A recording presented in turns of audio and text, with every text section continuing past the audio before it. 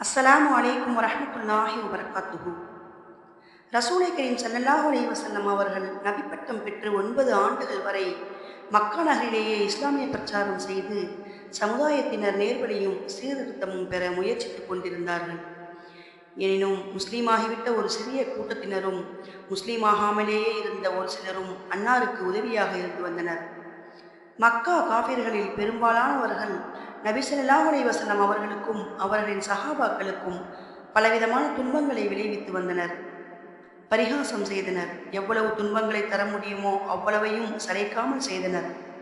முஸ்லீமாகாமலேயே நபி ஸல்லல்லாஹு அலைஹி வஸல்லம் அவர்களுக்கு உதவி புரிந்து வந்து நல்லிதயம் கொண்ட மனிதர்களில் அன்னாருடைய சிறிய தந்தை அபூ தாலிப் நபி அவர்களுக்கு பல விதங்களிலும் உதவியாளராக இருந்து வந்தார்.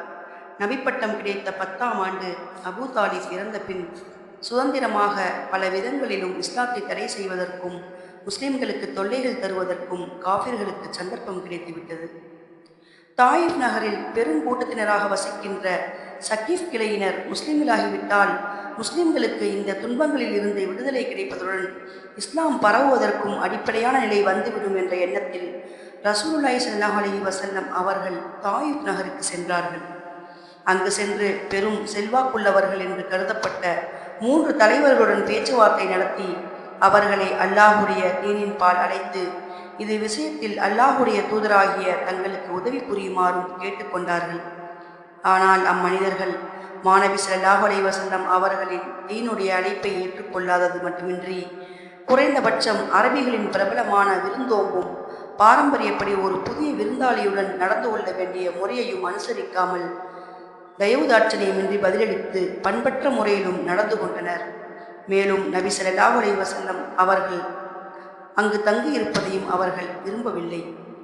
தலைவர்களான இருப்பவர்கள் சிறப்புக்குரியவர்களாக பண்புடன் பேசுபவர்களாக இருப்பார்கள் என நபி அவர்கள் கருதினார்கள். ஆனால் அவர்களில் ஒருவன், ஓஹோ, அல்லாஹ் உம்மைத்தான் நபியாக அனுப்பி வைத்தானா என்று கூறினான். மற்றொருவன், தூதராக அனுப்பி வைக்க உம்மை தவிர வேறு யாரும் அல்லாஹுக்கு கிடைக்கவில்லையா என்றான். மூன்றாமவனோ, நான் உம்முடன் பேசவே விரும்பவில்லை, ஏனெனில் நீர் உம்முடைய சொற்படி உண்மையிலேயே நபியாக இருந்தால் உம்முடைய வார்த்தைகளை மறுப்பது எனக்கு பெரும் துன்பமாகிவிடும். ஆனால் உம்முடைய வார்த்தை பொய்யாக இருந்தால் அப்படிப்பட்ட நபருடன் நான் பேச விரும்பவில்லை என்று கூறினான்.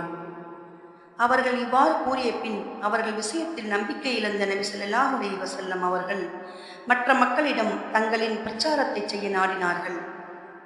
ரசூலுல்லாஹி ஸல்லல்லாஹு அலைஹி வஸல்லம் அவர்கள் மன உறுதியிலும் தனித்திருந்தது செயலாற்றுவதிலும் மலை போன்றிருந்தார்கள். எனினும் மக்கள் எவரும் அன்னாரின் சொல்லை ஏற்றுக்கொள்ளவில்லை.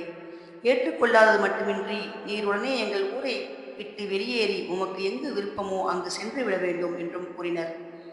ரசூலுல்லாஹி ஸல்லல்லாஹு அலைஹி வஸல்லம் அவர்கள் முற்றிலும் நம்பிக்கை இழந்து திரும்பி வர ஆரம்பித்த பொழுது அவ்வூர் மக்கள் சிறுவர்களை ஏவிவிட்டு நபி பெருமானார் ஸல்லல்லாஹு அலைஹி வஸல்லம் அவர்களை பரிகாசம் செய்து கைகொட்டி சிரித்து கல்லால் எறிந்து காயப்படுத்தவும் செய்தனர். இதனால் அருமை நபி அவர்களின் திருமேனியில் இருந்து வழிந்த இரத்தத்தால் அன்னாரின் பாத அணிகள் இரண்டும் சிவந்து விட்டன.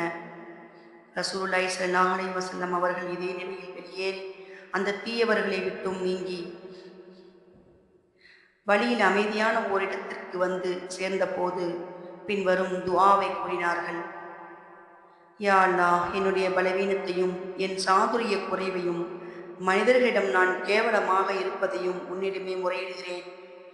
கிருபையாளர்களிலெல்லாம் மிகுந்த கிருபையாளனே, நீயே பலவீனர்களின் இரட்சகன், இன்னும் என்னுடைய இரட்சகனும் நீயே. நீ என்னை யாரிடத்தில் ஒப்படைக்கிறாய்? என்னை கண்டு முகம் கடுகடுக்கும் அந்நியனிடமா, அல்லது என்னுடைய காரியத்தை அவனுக்கு நீ உரிமையாக்கி இருக்கும் பகைவனிடமா? உனக்கு என் மீது கோபமில்லையானால் நான் எதையும் பொருட்படுத்த மாட்டேன். எனினும் நீ வழங்கும் சுகமே எனக்கு விசாலமானதாகும்.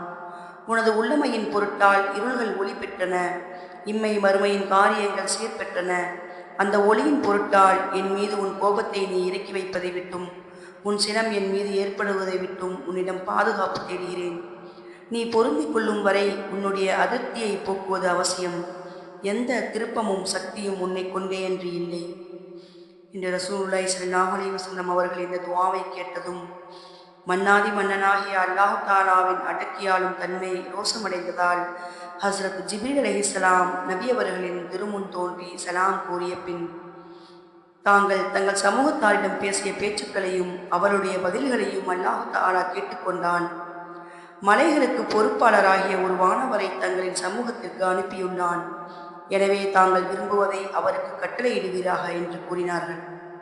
பிறகு மலைகளுக்கு பொறுப்பாளராகிய அந்த வானவர் வந்து சலாம் கூறிவிட்டு, தங்களின் கட்டளையை செயல்படுத்துகிறேன். தாங்கள் கட்டளையிட்டால் இவ்வூரின் இரு பக்கங்களிலும் உள்ள மலைகளையும் ஒன்றோடொன்றை சேர்த்து அவ்விரு மலைகளுக்கிடையில் இவர்கள் அனைவரும் நசுங்கி விடுமாறு செய்து விடுகிறேன், அல்லது தாங்கள் கூறுகின்ற வேறு விதமான தண்டனைகளையும் நிறைவேற்றுகிறேன் என்று கூறினார்.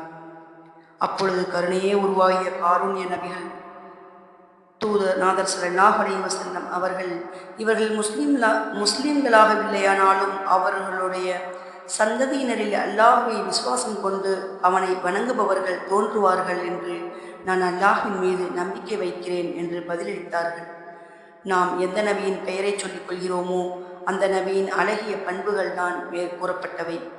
நமக்கு சிறிதொரு துன்பம் ஏற்பட்டுவிட்டாலும் அல்லது எவரேனும் சற்று திட்டிவிட்டாலும் அதற்கு பழிவாங்காமல் ஆயுள் முழுவதும் நம்முடைய ஆத்திரம் தீர்வதில்லை. அவருக்கு அநீதி மேல் அநீதி இழைத்துக் கொண்டே இருக்கிறோம். இந்நிலையில் தான் அந்த நபி அவர்களின் உம்மத்தினர் என்றும் அன்னாரை பின்பற்றுவதாகவும் கூறிக்கொள்கிறோம். அருமை நபி ஸல்லல்லாஹு அலைஹி வஸல்லம் அவர்கள் இவ்வளவு கடினமான துன்பங்கள் அடைந்தும் எவரையும் சபிக்கவில்லை, எவரையும் பழிவாங்க எண்ணவும் இல்லை. அன்னாரின் உம்மத்தினராகிய நாம் சிறிதேனும் அன்னாரை பின்பற்றி வாழ்வோமாக.